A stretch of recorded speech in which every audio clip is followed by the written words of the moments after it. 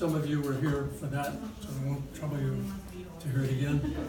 Basically, it was just that I am not interested in trying to be an inventor or to re-establish anything or to break through the rules and regulations of paintings. My stuff is very traditional, very within the normal bounds of old-fashioned painting.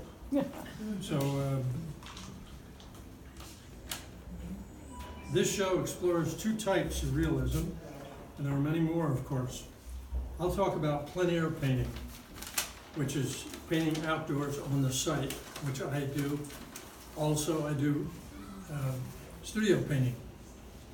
I like painting on the site because I feel like I'm actually part of the site that I'm painting in. And in fact, I am. I can feel the air, I can see the trees blowing, I can get bitten by the bugs and everything else that goes with that. And sometimes when I'm painting a field or a complicated forest or something difficult, I like to indulge myself in a little fantasy and pretend that I'm doing the same thing that Paul Cézanne did 150 years ago, and the same thing that Monet and Van Gogh did. I'm sitting there, I get the same problems they had, I'm working on them. It's a nice company to keep. However, I do cheat. I take photographs to accompany the watercolors, and when I go home, if I have a result that I really like, I'll take the photographs and the watercolor, put them together, and make an oil. And I have some examples of that here.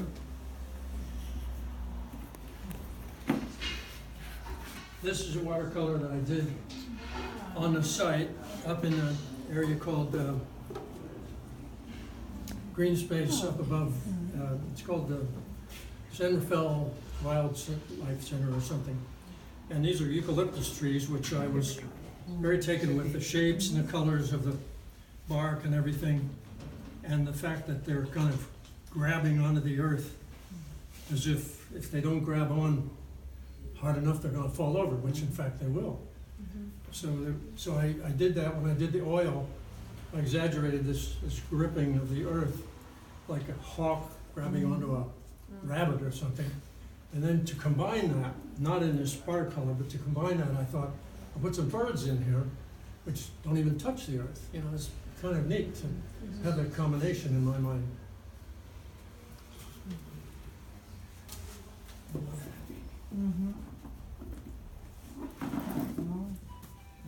Next example is this wood pile, which is my son's wood pile up in Gig Harbor, Washington. They get free firewood, whatever falls on the highway up there.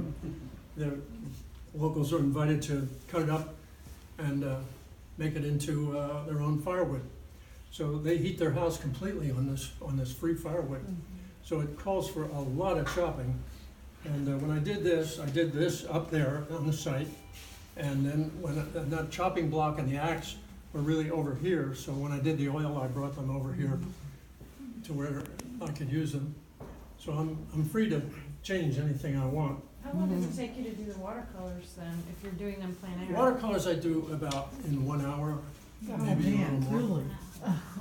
Maybe a little more. More than an hour, everything's changed so much. Yeah, the lighting, that's what I was The asking. sun is over there, it used to be over there.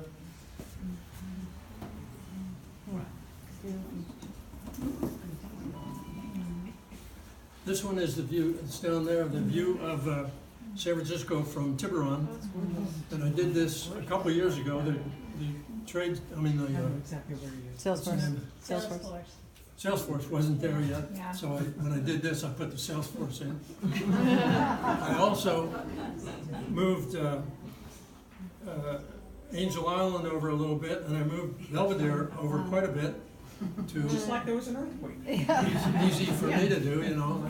And then, so I like there to exaggerate the space here.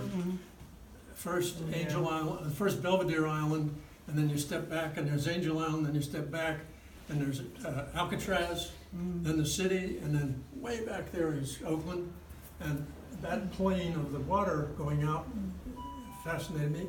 And the plane of the underside of the sky, I liked, so to try to get that deep, deep space, all on top of this watercolor. Only two more. Yeah, I got only. This one is watercolor I did with Jack, who I think is here. It's right behind him, but One of my favorite. Oh, sorry. this I did out at Point Reyes Ranch, something or other. It's a preserve. And so I made a few changes here too. I opened the window in the barn, and what else, I forget. Open the barn door. The barn door for the window in the background. Yeah, yeah. So whatever works, you know. Also, Change you the spigot changed to the it. lighting in here to make it Yeah. pull Oh, the you in. reflection Yeah. I did, which I didn't get here, but the sun was hitting the white side of, that you can't see that white side, but bouncing onto that, which I really liked. And I love the shadow on the light that you put. Yeah, yeah, yeah.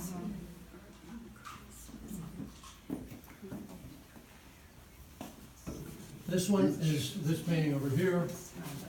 I did a number of paintings out at Point Reyes, that's one of my favorite places to go. And this I did on the site, and was happy with it, and did that oil based on it.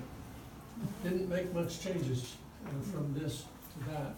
I was very content with this kind of empty, the emptiness. You can tell what time of year you're working because it's so green. So you must have been doing that Yeah, with that's spring, right? all kind of ice plants and tough Yeah. vegetation that can withstand the salt out Yeah, there. this day's kind of green. Nice plants do. So that's what I do. So Any how long does it questions? take you to do the oils if Well, the these are oils- fast? This is a whole different story. I do the watercolors because it's so compact and that you can pack it all up in a painting when you're finished. It's dry, you don't have any problems with that. The oils in the studio, I might work on for a month, but only 1 or 2 hours at a time. And they'll dry pretty much in 2 or 3 days. And then I can go back and work on them some more. And then I'll even not work on them at all I turn them against the wall for maybe a week or two, and then come back to them and see what's wrong and what's changed. And so it's a very slow process with the oils. Question. So on the one where you have the view of San Francisco, so obviously that's the one, given the examples you showed us, that's the most dramatic change. So did you do a few different iterations